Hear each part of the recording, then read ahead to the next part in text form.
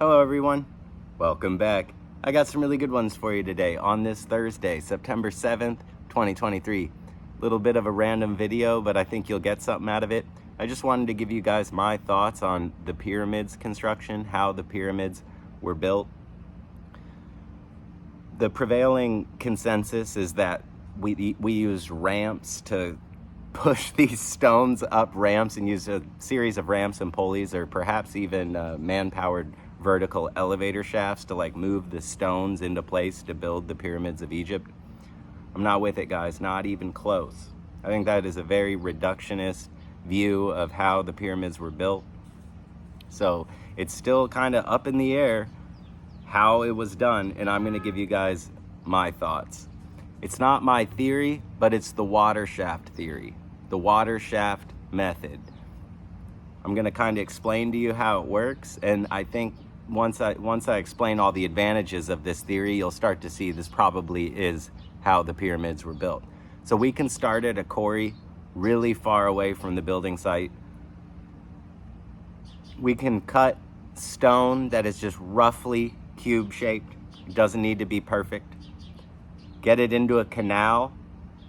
Canal only needs to maybe be 8 or 9 feet deep if the stones are 6 feet tall.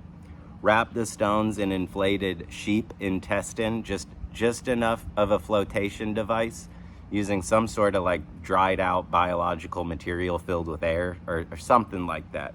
Some way to just float these blocks, not completely above the surface of the water. So we're not going to take a boat and push these blocks onto them, stack a bunch of blocks on a boat and try to go to the job site, try to get up the canal.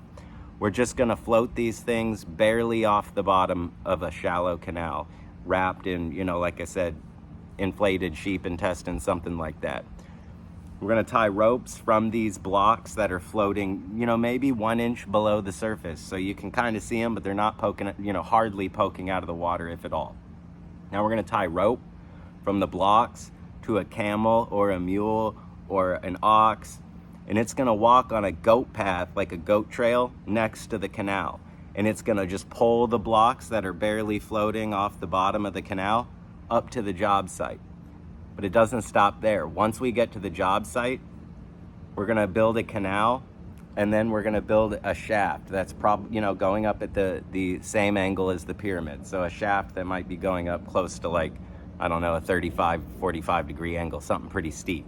But we can float these blocks into the shafts, fill the shafts with water, and then pulling up on the little gates that are, we have basically, it's sectioned off. So as we're gonna float these blocks up to the job site. We're building from the ground up. So we're gonna build the ground, which is probably putting in the foundation. That'd take some really good surveying skills. So side note, if the pyramids had been built today, it would have been to specs and to standards for modern construction standards. So that's pretty impressive. Keep that in mind. But anyway, we're gonna float these blocks up shafts that are kind of cordoned off. So sectioned off, filled with water. So what's gonna happen is you're gonna put the floating block into the shaft. It's gonna float up to the first section. Then they're gonna fill the second section with water. Then they're gonna pull up, and the block's gonna start floating up the pyramid to the job site. Once we get up to the job site, we can give these things a really good level. Imagine people working in water. Imagine once out of the year, there's a couple months where the fields are flooded. So all the farmers, all the workers can meet for a couple months out of the year, call it 60 days a year, 90 days a year, and they can just work on this thing full time. Every year, they can just add a little bit more until it's complete. But anyway, they're working in water.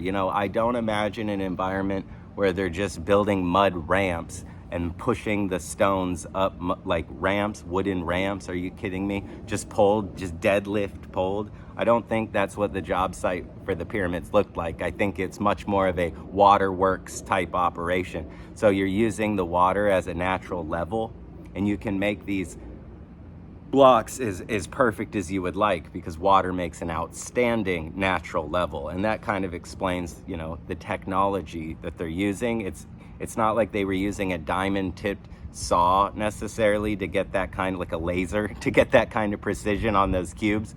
they were just using water. If you're building, say we're halfway done with the pyramid, once you get up to the main job site up top, they're gonna do the outside wall first, and then they're gonna fill it with water. So now you're working in like an Olympic-sized swimming pool, maybe like waist deep or chest deep, and you're floating the blocks into place. And then when you get the block really close to where it needs to go, you can take the flotation device off and just kind of work it into a place. So I imagine the construction of the pyramids look much more like a water park, especially because it can also keep the workers cool. You know, I wouldn't want to be working that close to the equator, even if it was green and lush back then, which there, you know, it might have been. There's a lot of science on that the environment where the pyramids are today did not look that arid and that much of a desert. It was much more green and lush, but still it'd be really hot, you know, and I would think they'd be working mainly with water. So that's kind of how I think the pyramids were built, and just a lot of water, you guys, a lot of water. That's kind of the water shaft theory. I think it's a little bit better and makes a little bit more sense, you know, floating the blocks up chambers than just trying to push them into place. So that's really my perspective on how the pyramids were built, and I could totally be wrong. An alternative method could have been they took the material to the job site and they used like a giant lens, like a giant magnifying lens. Sun comes through this giant lens and it heats up a cast, and they can just put the material into the cast, and then the beam is coming down, kind of like cooking the blocks, kind of making a cast, and each block was actually made individually and then put into position. So, and maybe it was some combination of both, you know, but one of the things that makes the pyramid so crazy is to this day, we're still not even clear on how they got there. Who really built them? I mean, how old they are, it's kind of woo-woo. So you can go with prevailing narratives, but so, you know, some of these theories are pretty gnarly too. So I just wanted to give you guys my thoughts on how the pyramids were built. And there are pyramids all over the world, right? I'm talking about the 3 big ones in Egypt, but you have pyramids all over the world. Those aren't nearly as impressive though, let's get real. A lot of them have really just been fallen apart, buried, not really made with near the precision that we saw with the pyramids of Giza. So that's just my thoughts on how the pyramids were built. I hope you get something out of it. Like I said, I could totally be wrong, but I don't think the water shaft theory is getting enough play. So that's really all I got for you for right now. Hope this finds you doing well, and we'll just reconvene as things progress, all right? Thanks for hanging out with me. Till next time.